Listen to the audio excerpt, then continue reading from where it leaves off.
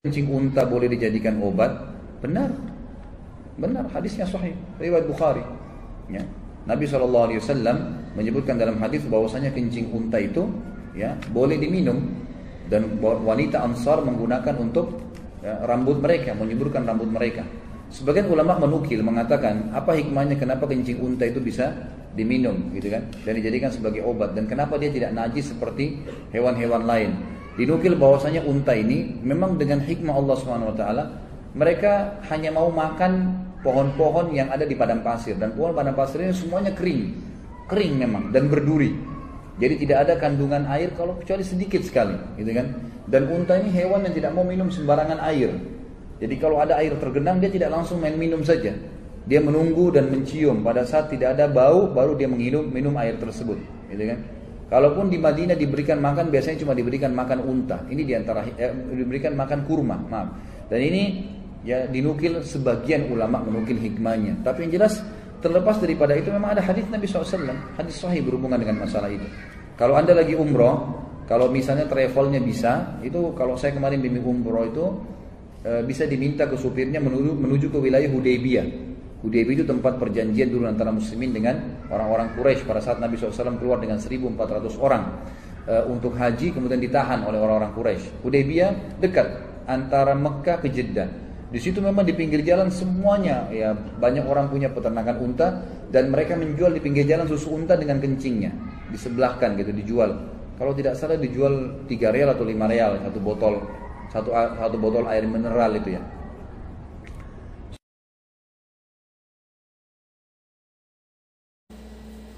Assalamualaikum warahmatullahi wabarakatuh. Alhamdulillahilladzi anzala ala abdil kitaba wa lam yaj'al lahu iwaja. Asyhadu an la ilaha illallah wahdahu la syarikalah wa asyhadu anna Muhammadan abduhu wa rasuluh. Allahumma sholli ala Muhammad wa ali Muhammad. Allahumma sholli ala Muhammad wa ali Muhammad. Allahumma sholli ala Muhammad wa ali Muhammad. Sebagaimana datang lagi pertanyaan datang dari Pak Edi. Pak Edi bertanya, Ustadz, bagaimana penyataan yang dinyatakan oleh Ustadz Khalid Basalamah, air kencing unta boleh dijadikan obat dan diminum? Hadis yang diriwayatkan oleh Bukhari yang mengatakan bahwa hadis datang dari Bukhari. Bagaimana Ustaz? Itulah bagi sekarang sudah menjadi tradisi pada zaman sekarang. Orang mau menang bicara mengatasnamakan hadis dari Bukhari. Katanya pasti pasti sahih. Sebab orang zaman sekarang ini kelihatannya banyak orang mensahihkan perawi hadis dan mendoifkan Nabi. Itu yang paling yang paling banyak zaman sekarang. Ini kalau kena hadis itu katanya datang dari Bukhari, Nabi Muhammad pernah mengatakan katanya air kencing unta boleh diminum dan dijadikan obat. Apakah itu benar? Kita lihat sebagaimana yang dirawikan oleh cucunya Rasulullah sallallahu alaihi wasallam dari Ayyub bin Rashid, dari Abu Abdullah Ja'far bin Muhammad As-Siddiq alaihissalam. Beliau berkata, "Malam yu'faq minal hadisil Quran bahwa zakro." Itu apa hadis yang datang dari Nabi yang dirawikan oleh cucunya Nabi. Apakah yang artinya apa saja? Apa ya yang tidak cocok?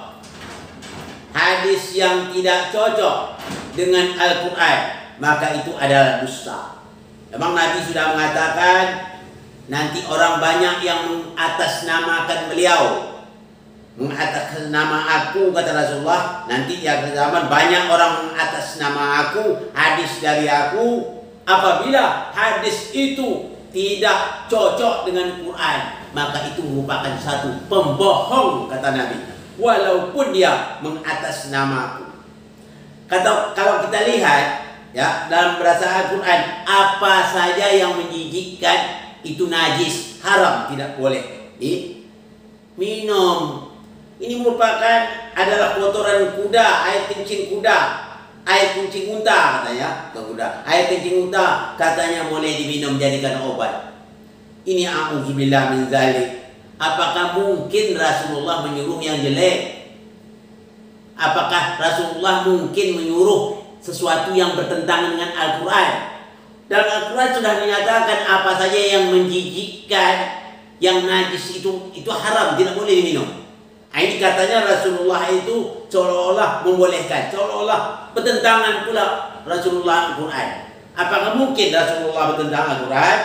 Maka Rasulullah katakan, malam yukfa minal hadisil Quran fahuwa zakku. Apa saja yang bertentang Al-Quran, walaupun orang mengatakan hadis datang dari aku bertentang Al-Quran, itu adalah pembohong. Mana mungkin Rasul bertentang Al-Quran? Nah, itu maksudnya. Jadi apa yang dikatakan oleh apa yang dikatakan Ustaz Basalamah, oleh Basalamah itu hadis yang dibacakan itu hadis yang bertentang dengan Al-Quran, hadis islahiyat ini. Ya, kenapa? Bertentang Al-Quran. Rasul mengatakan demikian. Apa saja yang bertentang Quran itu adalah pembohong. Nah, ini zaman sekarang itulah yang sangat sulit kita berikan pemahaman. Ya, orang sering mengatasnamakan Rasul. Banyak orang mengatasnamakan Rasul. Rasul tidak berkata, dikatakan Rasul berkata. Itu berdusta atas nama Rasul. Barang siapa yang berdusta atas nama Rasul, kata Rasul, nanti dia mencari tempat di neraka. Jadi itu sangat berbahaya. Perlu saya sampaikan kepada Ustaz Basalamah ini, jangankan air kencing kuda, ada suatu pun yang halal itu, bang halal, itu ada tidak boleh dimakan. Ya ada, tak boleh dimakan. Apa contohnya? Seperti kelaminnya hewan, tak boleh kita makan. Jadi mentang-mentang barang halal ada di dalam barang halal itu tak boleh dimakan.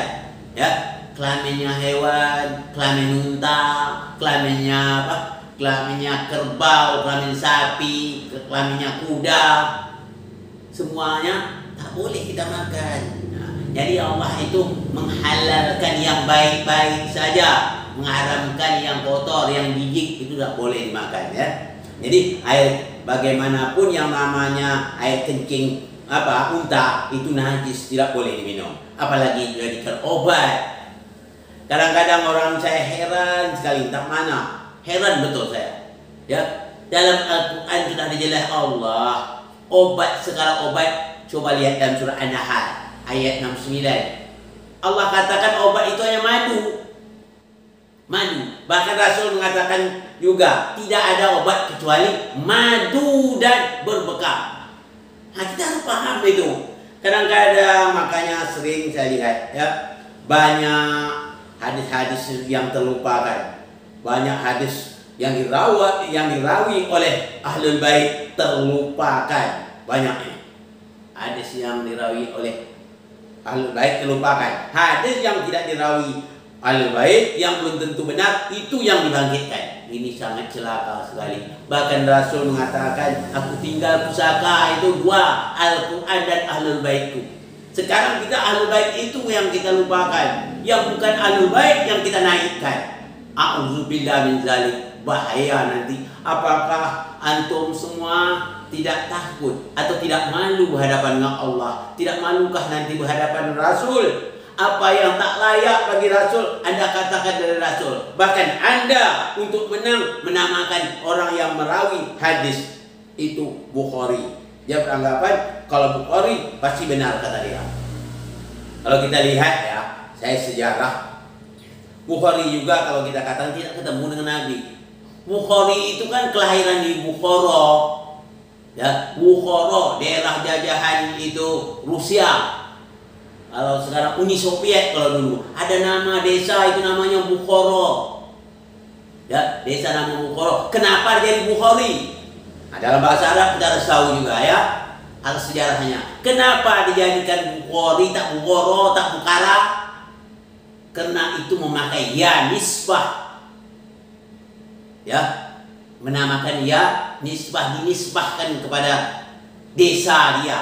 Sama dengan saya dulu menulis, saya katakan Bengkalisi. Nah, saya menisbahkan negeri desa saya itu Bengkalis dulu. Saya tuliskan Bengkalisi. Nah, begitu juga Bukhari. Ada yang lain, ada mengatakan nama-nama lain itu menisbahkan nama tempat kelahirannya, ya.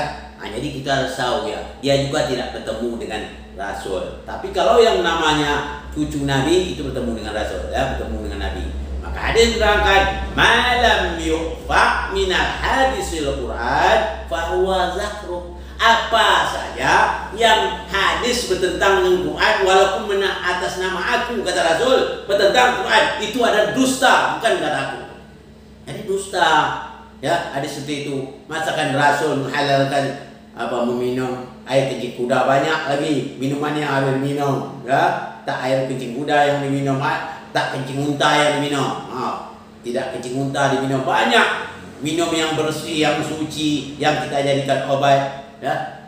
Sebagaimana dinyatakan oleh Allah Subhanahu wa taala dalam surah An-Nahl 69, minumlah madu, kata Allah, itulah obat, semacam-macam obat untuk manusia. Nah, jadi kalau kita mau sehat, minum madu, ya, madu lebah namanya. Kalau dalam bahasa kita orang Jawa sebut madu tawon. Nah, kita sekarang kalau dalam bahasa Indonesia lebah. Nah, marilah kita sama-sama minum lebah supaya kita sehat sesuai dengan petunjuk Allah. Kalau sudah ada obat disuruh Allah, kenapa cari obat yang lain? Kalau Al-Quran menerangkan ya obat yang sebaiknya adalah madu, kenapa pula kita minum air kucing unta? Nah, itu kelewatan. Berarti kita seolah lebih hebat dari Allah. Allah meresepkan minuman yang paling baik dari obat adalah madu. Nah, kita meresep pula minuman yang paling hebat adalah kencing kuda, kencing unta. Itu keterlaluan kita. Seolah-olahnya kita lebih hebat dari Allah Subhanahu wa taala. Mari kita menjauhi diri daripada bertentangan dengan Al-Quran dan bertentangan dengan Rasul. Itu yang saya harapkan. Untuk pegangan bagi ini pesan saya untuk Ustadz Qadir Basalamah. Banyak-banyaklah mentabayun, ya. Kalau ada hadis itu kita tabayun dulu, ya. Jangan kita terima mentah-mentah. Banyak. Jangan segan-segan kita. Kalau tak tahu kita bertanya. Ya, tak tahu bertanya. Saya teringat lagi pesan dari Imam Ali. Saluni qabla an tafkiduni. Tanyalah aku sebelum Anda kehilangan aku. Ini saja yang dapat saya sampaikan pada kesempatan ini. Mudah-mudahan Bapak Edi yang begitu bersemangat menanyakan tentang tentang kencing unta. Mudah-mudahan Pak Edi pada hari ini sudah paham, benar-benar paham.